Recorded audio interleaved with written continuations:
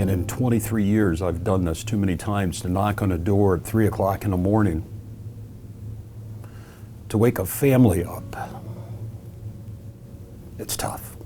In 1989, my family moved from Trinidad and Tobago right here to Fort Wayne to live in this home right behind me, because my father was a pastor of a church right across the parking lot. And within the first 2 weeks or so, I saw my first homicide. There was a young black man who was killed right on the front porch of this house, and I looked out of this window that is now boarded up, and I watched him take his last breath. Well, a few years later, my parents were divorced, and my mom and I ended up at this house right behind me. And again, I saw another homicide. And then his body laid right here on this ground, and his blood froze. I realized that he was a young black man. Also, I realized that I was a young black man, and it hit me. That could have been me. You know, African-American men suffer the highest rate of homicide in our country. My daughter, she's lost family members. She's lost aunties to homicide. She's lost uncles to homicide, cousins to homicide. And it just hurts. We have a lot of young people who are getting killed at like high school age, and I'd like to see a change. These are somebody's sons, these are somebody's husbands, these are people's uncles, and these are people's families. We're dying at a rate of endangered species.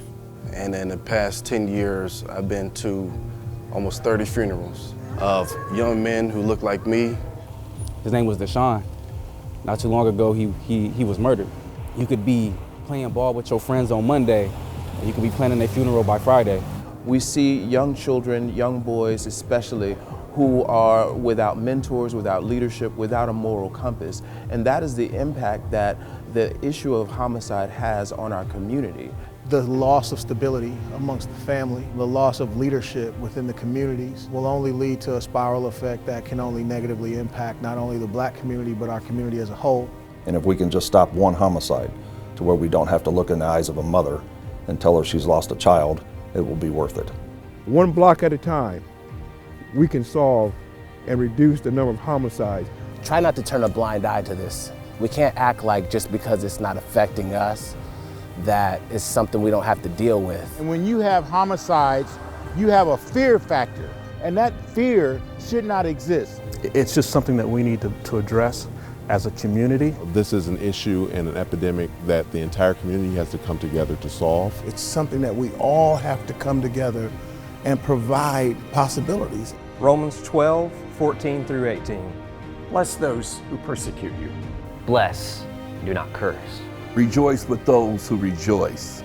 Weep with those who weep. Live in harmony with one another. Do not be proud, but associate with the lowly. Do not be conceited. Repay no one evil for evil. Be careful to do what is right in the eyes of everybody. Live peacefully with all. I grew up in a little city that you may know called Detroit, Michigan. I'm very fortunate because as I grew up in the 80s when Detroit was known as the murder capital of the world, it could have been me. You know, it could have been me. It could be you. It could be your friend, your family member, your brother, your sister. It could have been me. It can be me. Fate has it that we don't know whose name was on that bullet. It could have been me. It could have been me. We could have been hanging out that day. It could have been me. You know what? It could have been me. It could have been me. It could have been me. It could have been me. It could have been me.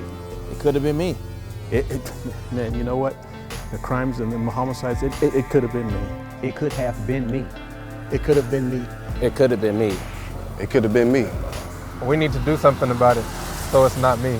So it's not us. So it's not someone you love. So it's not you. It's not always about where you grew up at. It's about the support system in the community wrapping their arms around you and making sure that you have value and hope and opportunity. I'm Mayor Tom Henry.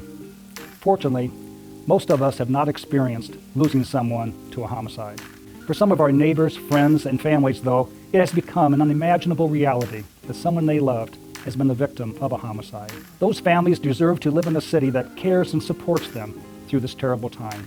I'm extremely grateful, however, to those churches who have offered to help us with this community challenge, and I pray for the families who've lost loved ones to a homicide. So please pray for our city and the families of homicide victims. Thank you.